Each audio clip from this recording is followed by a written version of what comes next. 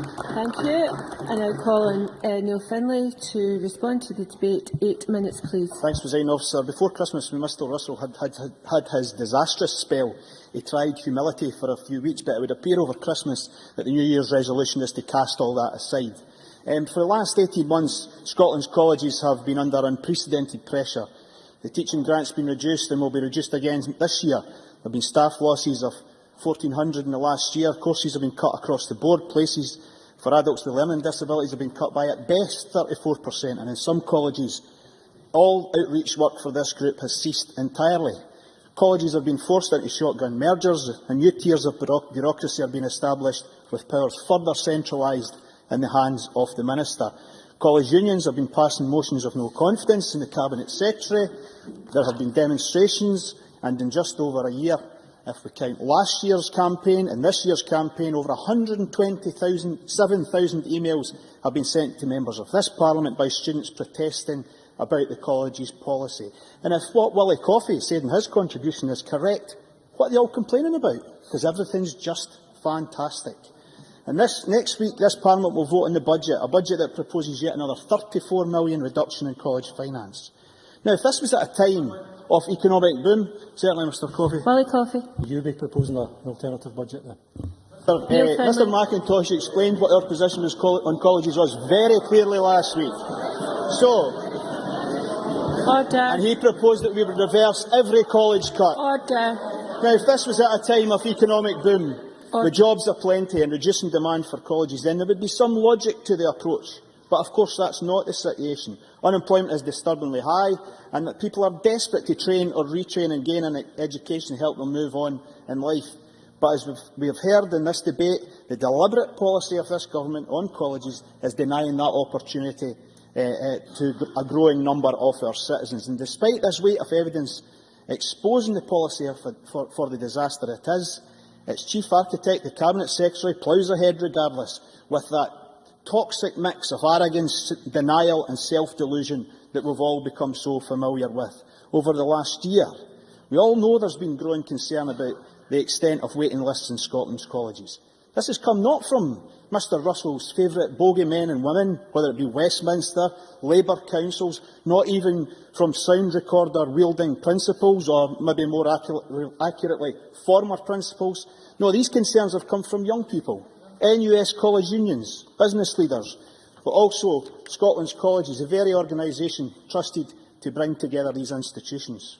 In a study they carried out, it was them who carried out the study, remember, not Labour, over 21,000 people were estimated to be on waiting lists. Scotland's colleges figure, Michael, not ours, George Adam and Gordon MacDonald both said that 3/4 of those identified in the College of Scotland report are not truly on a waiting list. Well, even if we accept that, a quarter still are, George. A quarter still are. So we seem to have consensus across the chamber that waiting lists are not a false concept, and in fact they do exist. And even Mr Russell's own audit accepts that waiting list exists, and when you look at it, there are no quotation marks around waiting lists, as I can see it. But just like with the budget, just like with student finance, just like with jobs and courses, the Cabinet Secretary could not face up to the reality of his own policy, and instead sought solace and yet more creative accountancy. So, as with the Curriculum for Excellence, he ordered an audit. And as we've heard, this in-depth, extensive audit looked not at all of Scotland's colleges, but it looked at 7 of Scotland's colleges in Glasgow, Edinburgh and Lanarkshire. Now, I have to ask, the 7 Central Belt colleges, each with other colleges, some with several colleges in close proximity to them, provide a fair representation of how the application system and waiting lists develop across Scotland? I think not. And as Siobhan McMahon explained, is it any surprise, for example, that a Lanarkshire student might apply to Coatbridge and Cumbernauld? Or, of course, an Edinburgh student might apply to a few different colleges in the city? Of course not. But let me point out my local situation at West Lothian College. 94% of applicants come from the county. There are no nearby options. So what are the figures there? Well, in 2012-13, 3,800 people applied for full-time courses. Yet only how many gained access? 1,848. For part-time students in 2007-8, there were 6,390 enrolments, and this year that figure is down to 3,000, over a 50% reduction. And of course that will be repeated in colleges, similar colleges across Scotland. But colleges like this, surprise, surprise, were omitted from the audit. The Cabinet Secretary's audit took a different sample at a different time from that taken by Scotland's colleges' much larger study, yet there is no explanation as to why these 7 colleges were selected. The report is full of assertion rather than fact and focuses on one college and claims that waiting lists are in fact only 5% of the original Scotland College's estimate. The truth of this, Presiding Officer, is that this survey started with embarrassingly flawed methodology and inevitably ended up with flawed and distorted findings, findings which were grasped and championed by the Cabinet Secretary as they fitted in with his fantasy view of the world.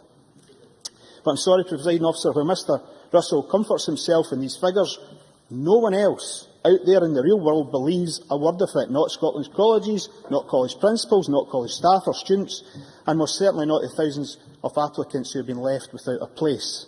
Mr Henry, when mentioning these things, I noticed the Cabinet Secretary nodding his head at the issue of false concepts and false constructs. Can I caution Mr Russell, the last time we saw such vigorous head gestures from him was when he was supporting his gaffer with the dodgy statistics at First Minister's question time.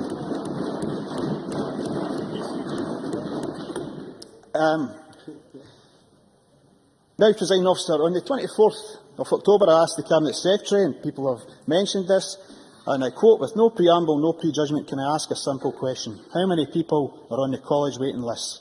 We ask for a number." The Cabinet Secretary replied, "The concept, Mr Findlay, is a false concept and a false construct. There are no waiting lists of that nature." Well, that nature that I was talking about was a number. Now, even in his flawed audit, there is repeated acknowledgement that waiting lists exist, so a number must exist. So, I think it is right that the Cabinet Secretary apologises for misleading Parliament once again, and not only to me, but to Mr Bibby, Mr Smith, Anne McTaggart, James Kelly, Liz Smith and others, because he accused us all of falsehoods in relation to the existence of college waiting lists. And let me ask him again, do they exist? How many people are on them? And will he at some point give us a number?